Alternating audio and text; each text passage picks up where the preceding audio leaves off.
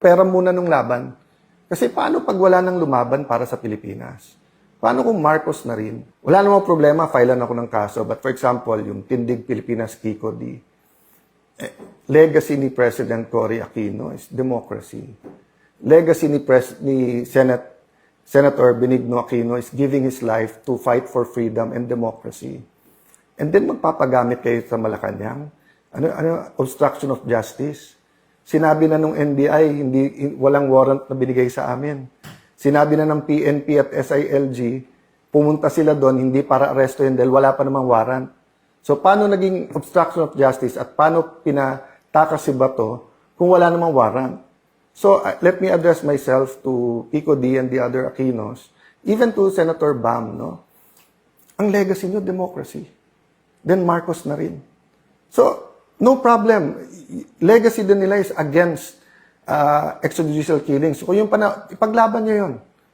Legacy din ng mga Aquino is to sacrifice for the nation. So, if your sacrifice is fighting the Dutertes, okay yun. Pero okay sa inyo babuyin yung Senado. Okay sa inyo wag ilabas yung totoo sa flood control. Di ba, kaya nga, laban. Laban yung laban. Hiramin ko muna. Kasi hindi nyo ginagamit Di ba? So, alam nyo naman, di ba, sa aktivista, ganyan, sa Duterte, ganyan, kailangan neutral ako dahil senator judge din ako. Ako pa magpre-preside ng impeachment. Pero pera muna nung laban. Kasi paano pag wala nang lumaban para sa Pilipinas? Paano kung Marcos na rin? So, mga kababayan, let me end this way. Kung comfort lang po, sumang-ayon na po ako sa administrasyon. My life will be totally much easier, but I couldn't live with myself. Why? Life without a purpose is not living, di ba? You all have to consult your maker. Is this the kind of world that the Philippine Constitution wants? Is this the kind of world that the Bible tells us, the kind of Philippines we want, di ba? So, you might not like me, you might not agree with my politics, I'm not perfect. Some of you might not even trust me. And if I'm wrong, de tama feelings nyo. But what if I'm right? How many of us didn't listen to the science in 1970s? And what happened for 20 years? So what if I'm wrong now? You don't have to like me. My stay as Senate President is limited. But every day that I'm here, laban po tayo. So, hindi natin kalaban ang Malacanang. Pero kalaban natin kasinungalingan, kalaban natin yung nagpupunit ng pahina ng konstitusyon. So mga kababayan, tonight, tomorrow, let's say a prayer, but let's ask ourselves, who are we? Anong identity natin? Paano natin maitutuloy yung laban? Hindi pwedeng everyday may bagong issue na lang. Issue May 11, habulin si Bato. Issue May 13, NBI attack the Senate o hindi. Issue ng walkout, 12 kayo, okay. Nung kami hindi dumating, 12 kayo, okay. Tapos, para hindi mapag-usapan yung testimony ng 18 Marines, magme-meltdown, magbabalistik si Erwin Tulfo. Tapos, para yun ang news. Tapos bukas, tatakutin lahat ng mga empleyado ng Senado na bibit-bitin, kakasuhan. Ulitin ko yung sinabi ko sa media, lahat ng kapangyarihan nasa kanila. Ang nasa aming katotohanan. But despite that, I'm willing to tonight and tomorrow, we'll be thinking of a way. Paano po hindi maipit ang mga empleyado? Paano po na yung mga bangko masunod ng tama? Anong tamang legal remedies natin? On that aspect, we can talk and find a way. Pero when it comes to truth, ibabalik ko ngayon sa majority yon. You really believe what you're preaching about the flood control? You really believe na after putting to jail some to get the quorum, they won't put more in jail to get... Gagawin kasi 18 na lang ang senador para 12 convicted na. At pagkatapos nun, manipulate na naman yung numero at saka yung konstitusyon para palitan yung konstitusyon. Again, if I'm wrong, then baliwalain nyo lahat ng sinabi ko. I'm just one other politician telling you garbage. But if I'm correct, and I hope that I am not correct, then we have to put faith into our actions.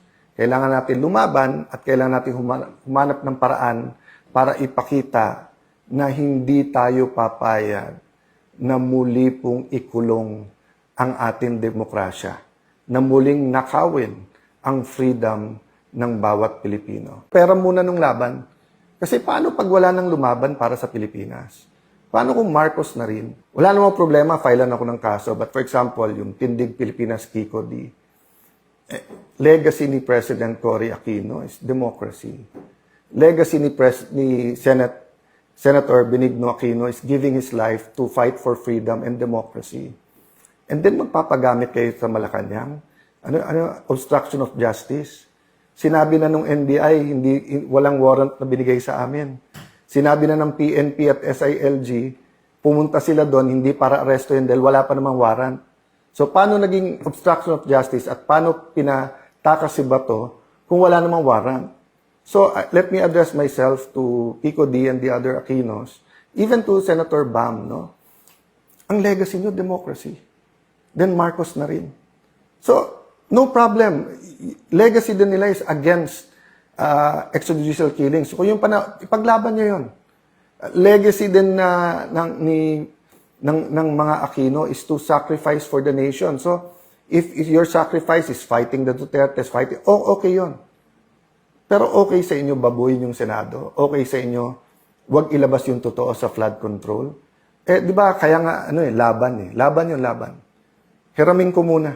Kasi hindi nyo ginagamit Di ba? So, alam nyo naman, di ba, sa aktivista, ganyan, sa Duterte, ganyan, kailangan neutral ako dahil senator judge din ako pa magpre-preside ng impeachment. Pero pera muna nung laban.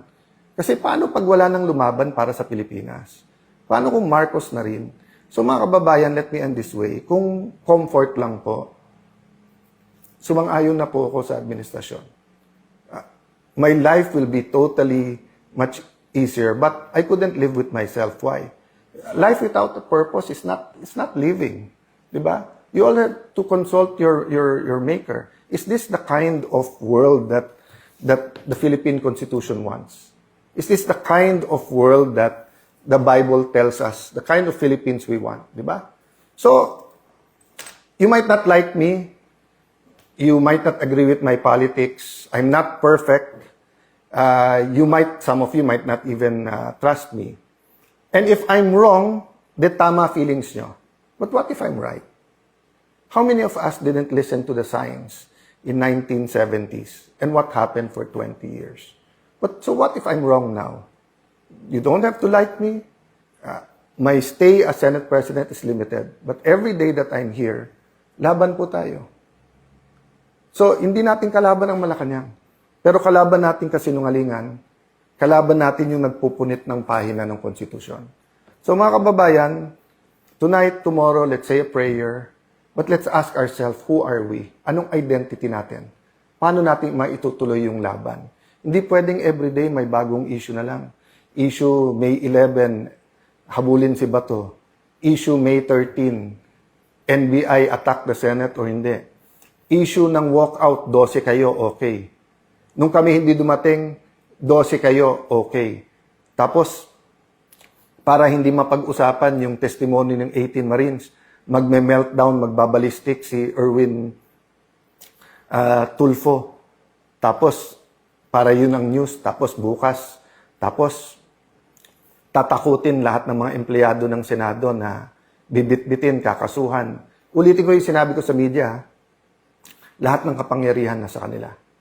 Ang nasa aming katotohanan. But despite that, I'm willing to tonight and tomorrow, we'll be thinking of a way. Paano po hindi maipit ang mga empleyado?